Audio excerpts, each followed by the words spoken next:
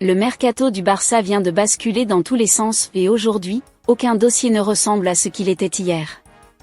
Julián Álvarez, la priorité absolue des Catalans depuis des semaines. Arteta vient de décrocher son téléphone pour appeler l'Argentin en personne. Arsenal sort le grand jeu, avec une offre qui inclut un de ses attaquants vedettes.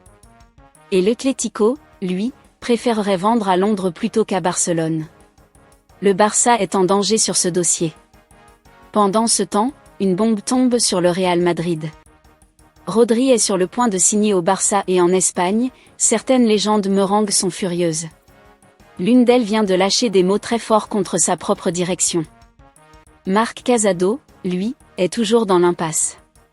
Al Hilal veut le recruter, le Barça veut plus d'argent et pendant que les deux clubs se regardent en chien de faïence, l'Europe commence à s'intéresser au dossier. Et si Álvarez ne vient pas, le Barça a un plan B. Un nom inattendu, accessible, et bouclable rapidement. Vous ne l'aviez pas vu venir. Abonnez-vous si ce n'est pas encore fait, et restez jusqu'au bout, ça commence maintenant.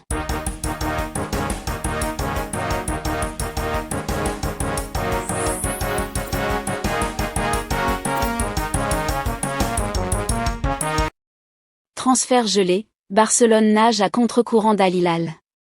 L'avenir de Marc Casado, le milieu de terrain du Barça âgé de 22 ans, demeure incertain.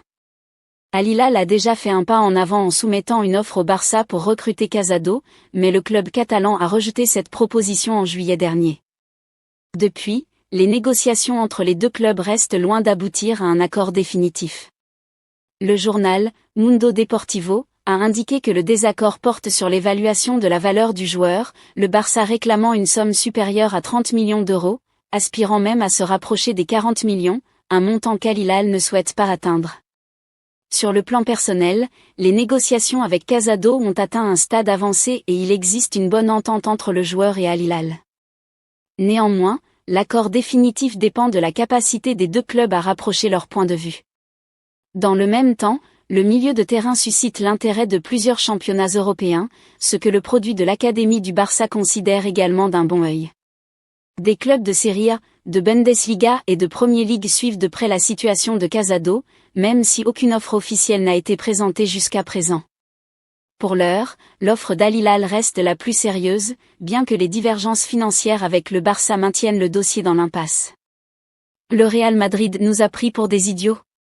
Rodri se dirige tout droit vers le FC Barcelone, à la surprise générale en Espagne. De quoi faire des déçus, mais aussi de nombreuses critiques contre la direction madrilène. Cette fois, c'est Fernando Moriente, 50 ans, qui s'en est pris à la direction du Real Madrid, estimant que le club n'a pas fait le nécessaire pour recruter le milieu espagnol. L'ancien attaquant du Real Madrid n'a pas été convaincu par la version donnée autour du dossier Rodri. Pour Fernando Moriente, si le Ballon d'Or est sur le point de rejoindre le rival catalan, c'est avant tout parce que le Real Madrid n'a pas tout fait pour le faire venir.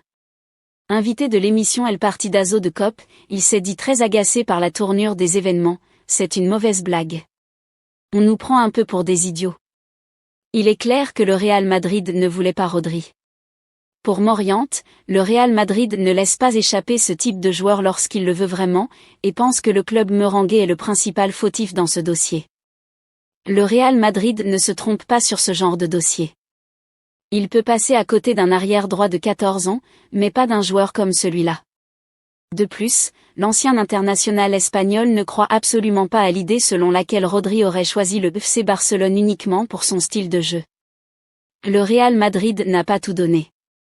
Maintenant, il renvoie la responsabilité sur Rodri en disant qu'il voulait signer au Barça pour le style de jeu.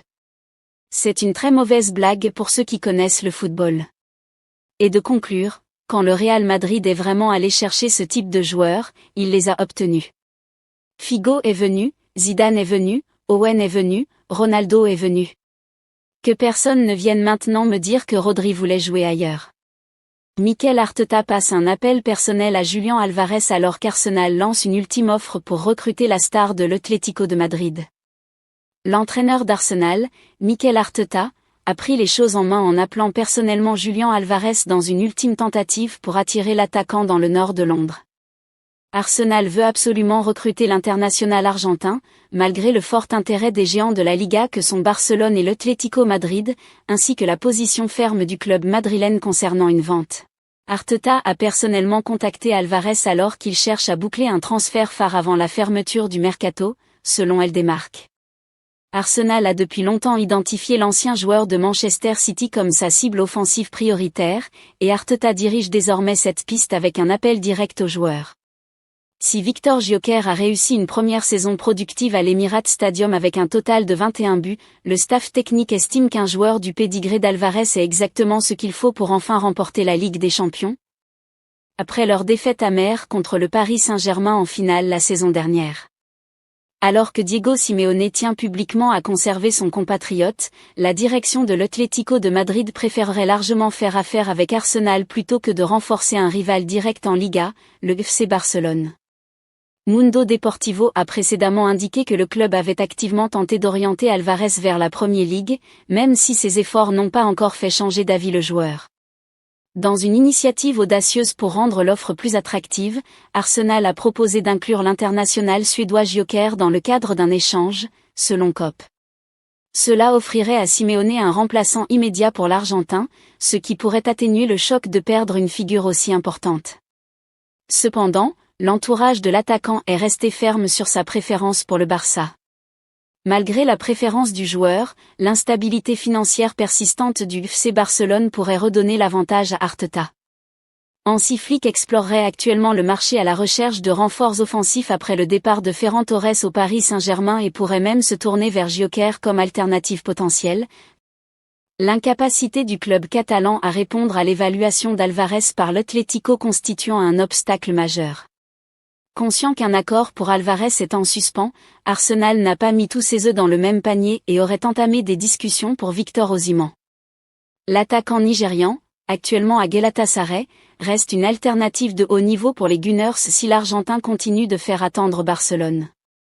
Des discussions ont eu lieu avec le club turc la semaine dernière dans le cadre de négociations plus larges impliquant la pépite Ethan Nwaneri et Gabriel Martinelli.